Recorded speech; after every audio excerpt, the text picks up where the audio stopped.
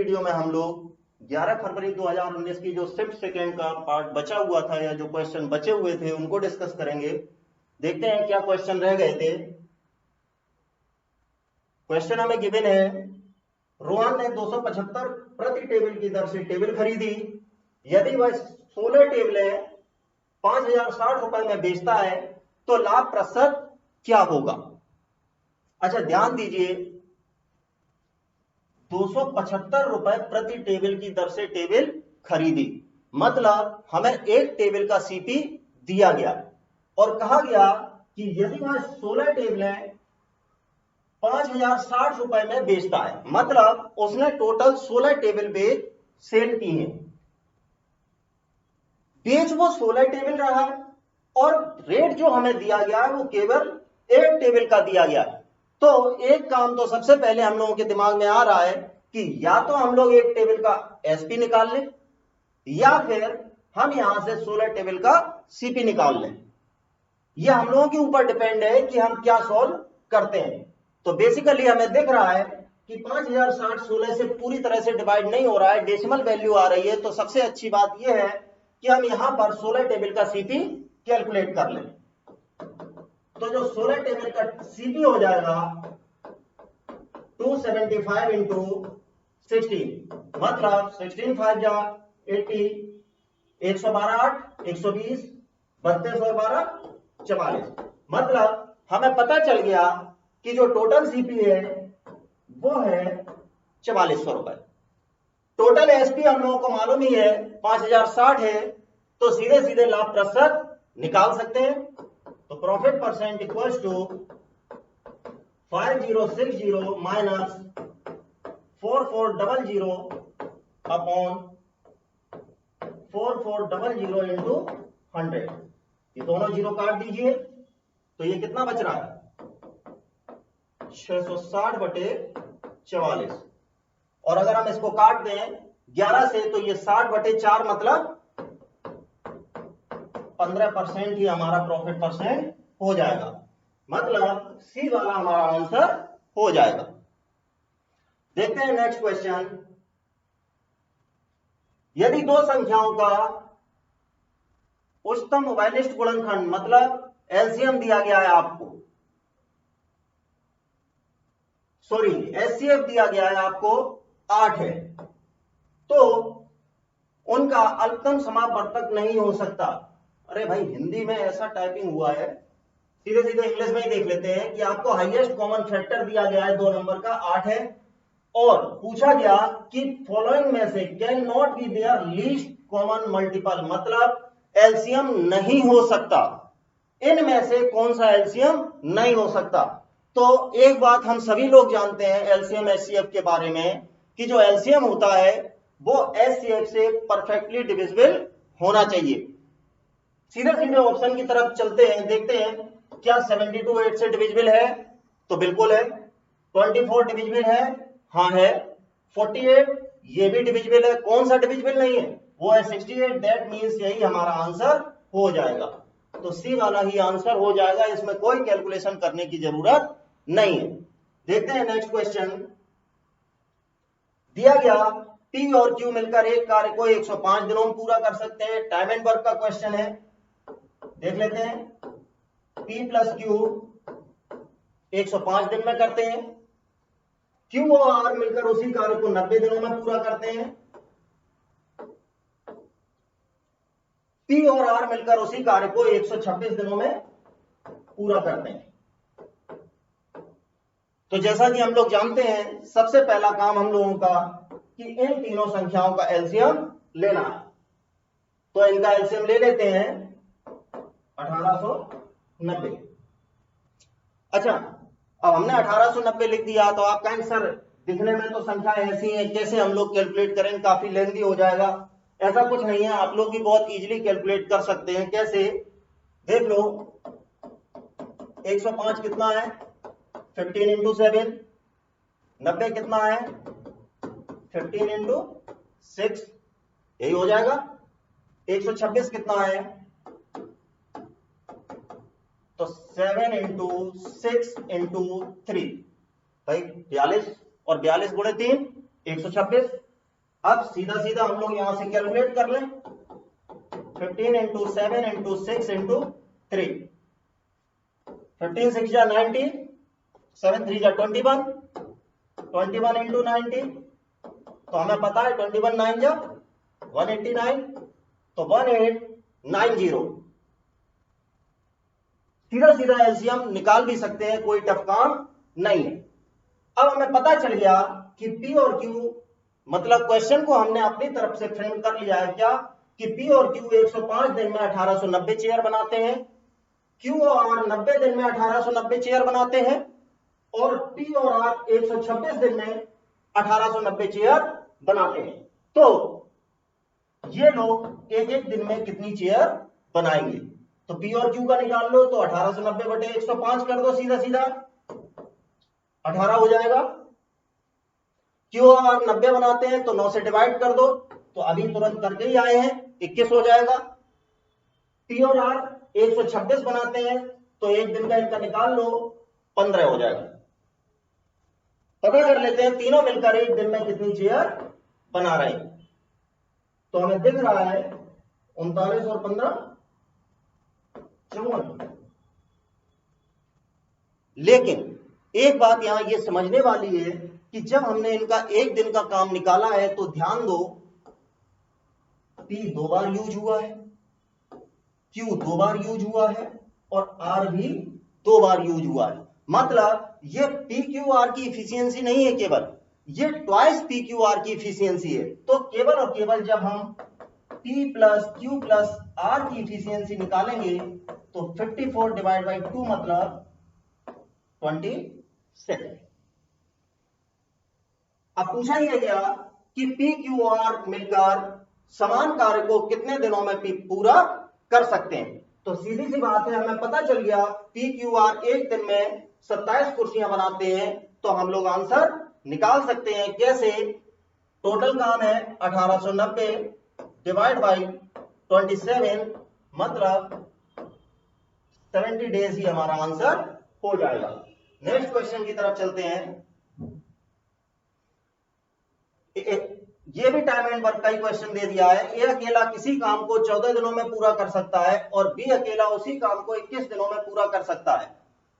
ए और बी एक साथ काम शुरू करते हैं, लेकिन काम शुरू होने के 4 दिन बाद ए काम छोड़ देता है। मतलब जब 4 दिन बाद ए काम छोड़ेगा तो बचा हुआ काम कौन करेगा, तो सीधी सी बात है, जब ए चला गया तो ये काम बी को ही करना पड़ेगा। करवा देते हैं। ए कर रहा है 14 दिन में और बी कर रहा है 21 दिन में। दोनों का एलसीएम ले लेते हैं तो 42। एक दिन की बात करें, ये 3 और ये 2, दोनों मिलकर एक दिन में कितनी चेयर बना लेंगे? 5। कहा गया ए और बी एक साथ काम करते हैं, लेकिन 4 दिन बाद एक काम छोड़ता है, तो मतलब 4 दिन में टोटल काम कितना हो जाएगा? जब एक दिन में 5 है तो 4 दिन में टोटल 20 काम हो जाएगा, तो रिमेनिंग कितना बचा? 22। पूछा क्या गया कि शेष कार्य को बी कितने दिनों में पूरा करेगा, तो जब बी एक दिन में 2 कुर्सियां बना रहा है तो 22 बनाने में उसे कितना टाइम लगेगा, तो 22 डिवाइड बाई 2 मतलब 11 डेज। यही हमारा आंसर हो जाएगा। अच्छा, अगर क्वेश्चन में यहीं पर एक बात समझने वाली यह है कि अगर क्वेश्चन में यह पूछ दिया जाता कि तो पूरा काम कितने दिनों में हुआ, तो उस कंडीशन में यह आंसर 11 दिन नहीं होता। क्यों? क्योंकि 11 दिन तो ये बचे हुए कार्य को करने में लगे हैं, 11 दिन बचे हुए कार्य को करने में लगे हैं, जो इन्होंने 4 दिन साथ में काम किया है वो भी तो ऐड होगा, तो टोटल हमारा हो जाएगा 15 दिन। नेक्स्ट क्वेश्चन की तरफ चलते हैं। नीचे दिया गया बार चार्ट 7 विभिन्न प्रकार की मिठाइयों S1 S2 S7 तक दे दिया। बनाने में प्रयुक्त चीनी की मात्रा को मिठाई के कुल वजन के प्रतिशत के रूप में दिखाया गया है। मतलब जो S1 मिठाई है उसमें 23% चीनी यूज की गई, S2 में 32% की गई, S3 में 16% की गई, S4 में 18% की गई है। इसी तरह S5 में 22% है, S6 में 25% और S7 में 19% है। चलते हैं क्वेश्चन की तरफ। मिठाई S5 और S3 का संयुक्त वजन 300 किलोग्राम है। इन दोनों मिठाइयों में मिलाकर कुल कितनी चीनी का प्रयोग किया गया है?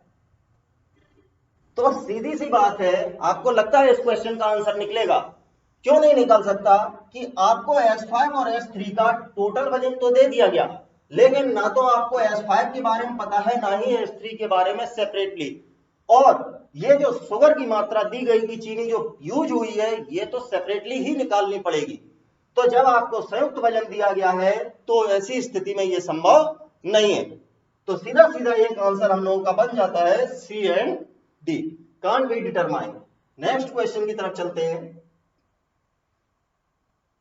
एक कुर्सी और एक मेज का अंकित मूल्य क्रमशः 2:3 के अनुपात में है। मतलब आपको मार्क प्राइस दिया गया है चेयर का और टेबल का, किस अनुपात में है? 2:3 के अनुपात में। कहा गया दुकानदार कुर्सी पर 20% की छूट देता है। अगर कुर्सी और मेज दोनों पर संयुक्त छूट 26% है तो मेज पर कितनी छूट दी जाएगी? अब एक बात समझिए, आपको ये दिया गया 2:3 का अनुपात है। अगर हम यहां पर इन्हें 20-30 कर दें तब भी क्या कोई फर्क पड़ गया? तब भी तो अनुपात 2:3 का ही है। 200-300 कर दो तब भी बात वही है। बस ये हमने इसलिए कर दिया कि इससे हमारी कैलकुलेशन थोड़ी सी इजी हो जाएगी। कैसे, देखते हैं। यहां पर हमें डिस्काउंट कितना दिया गया? 20% का, मतलब 4 का डिस्काउंट दिया गया, तो ये है अब 16 रुपए की। पूछा यह गया कि टेबल पर कितने % का डिस्काउंट दिया गया, कि ओवरऑल जो डिस्काउंट हो जाए वो 26 हो जाए। पहले तो ओवरऑल हम देख लेते हैं कि ओवरऑल मार्क प्राइस बन कितना रहा, 50। हमें इस पर 26% की छूट देनी है, तो सीधी सी बात है इसका 74% कैलकुलेट कर लो। तो 74% कैलकुलेट कर लो तो ये बन जाएगा हमारा 37। मतलब जो आफ्टर डिस्काउंट जो हमें प्राइस मिल रहा है वो मिल रहा है 37, जिसमें से सी की कीमत हमें पता है 16 रुपए। क्या टेबल की कीमत हम नहीं निकाल सकते? माइनस कर दो, -16। अब यहां से पहले तो कर लेते हैं, तो ये हो गया 21। अब यहां से क्या क्वेश्चन को कैलकुलेट करना टफ काम रह गया? आपको पता है मार्क प्राइस 30 है, आफ्टर डिस्काउंट जो प्राइस मिला है सेलिंग प्राइस वो है 21। तो क्या हम डिस्काउंट पता नहीं कर सकते हैं? तो सीधे सीधे देख लो कितने रुपए का डिस्काउंट है, 9 का, 9/30 इंटू 100, मतलब 30% का डिस्काउंट दिया गया। यही हमारा आंसर हो जाएगा। नेक्स्ट क्वेश्चन की तरफ चलते हैं।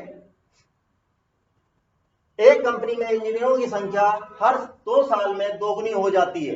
इंजीनियरों की संख्या अपनी वास्तविक संख्या का 1024 गुना कितने समय में हो जाएगी? अच्छा, बहुत अच्छा क्वेश्चन है ये, और भी प्रैक्टिस सेट में ये हम करवा चुके हैं। बस थोड़ा सा ध्यान देने वाली बात ये है कि वहां पर ये CISI के नाम से दिया जाता था और यहां पर ये इंजीनियरों के नाम से दे दिया गया। पर वही कंपाउंड इंटरेस्ट वाला क्वेश्चन है कि कोई अमाउंट 4 साल में 6 गुनी हो जाती है, तो बताइए 216 गुनी होने में कितना टाइम लगेगा? बस वही क्वेश्चन ये है, कैसे 2 साल में 2 गुनी हो जाती है, तो कितने साल में 1024 गुनी हो जाएगी? तो हम जानते हैं 2 और 1024 में कितने का रिलेशन है, 2⁻10 का। तो जो यहां पावर लगी है उसी को टाइम से मल्टीप्लाई कर दीजिए, वही हमारा आंसर बन जाएगा। मतलब 20 साल में 1024 गुना हो जाएगा। नेक्स्ट क्वेश्चन की तरफ चलते हैं। दिया गया A/B 5:8 और B/C 11:13 है, और कहा गया A बराबर 110, तो C का मान क्या? सबसे पहले तो दोनों में कॉमन हमें क्या दिख रहा है? B कॉमन दिख रहा है, तो B को बराबर कर दीजिए दोनों तरफ से। कैसे? यहां 11 का गुणा कर दो और यहां पर 8 का, तो A/B B अनुपात C। करिए यहां 55, 88। अब इस तरफ भी हमें बराबर करना है, तो यहां पर हमें गुणा करना है 8 का। तो 11 में जब 8 का करेंगे 88, जो कि हम यहां लिख ही चुके हैं। अब 13 में 8 का कर दीजिए तो 104। मतलब हमें पता चल गया कि ABC में अनुपात है 55 अनुपात 88 अनुपात 104। पूछा गया C का मान क्या है। A की वैल्यू कितनी दी गई 110। जब 55 की वैल्यू 110 है, मतलब कितने का फर्क आ रहा है 2 गुने का। तो सीधी सी बात है इंटू 2 208, यही हमारा आंसर हो जाएगा। नेक्स्ट क्वेश्चन की तरफ चलते हैं। दिया गया है एक बार चार्ट हमें दिया गया, नीचे दिया गया बार चार्ट लगातार 7 वर्षों Y1 से लेकर Y7 के लिए व्यय और राजस्व के अनुपात को दर्शाता है। मतलब रेशियो दिए गए हैं 8/10, 75/100, इसी तरह से ये रेशियो कैलकुलेट हो जाएंगे। व्यय और राजस्व के अनुपात को दर्शाता है। क्वेश्चन में पूछा गया किस वर्ष में लाभ सबसे अधिक है। यहां पर भी वही कंडीशन बनती हुई दिख रही है। क्या किस वर्ष में लाभ सबसे अधिक है, लाभ पूछा है। क्या आप इसमें लाभ कैलकुलेट कर सकते हैं? जब आपको कोई भी रियल वैल्यू मालूम ही नहीं है तो आप लाभ कैलकुलेट करेंगे कैसे? लाभ परसेंट में तो आप कह सकते हैं, लेकिन रुपए में आप लाभ नहीं बता सकते कि किसमें ज्यादा है या किसमें कम है। तो सीधी सी बात है, जब डाटा पूरा ही नहीं है तो आंसर क्या हो जाएगा C and D। Next question की तरफ चलते हैं।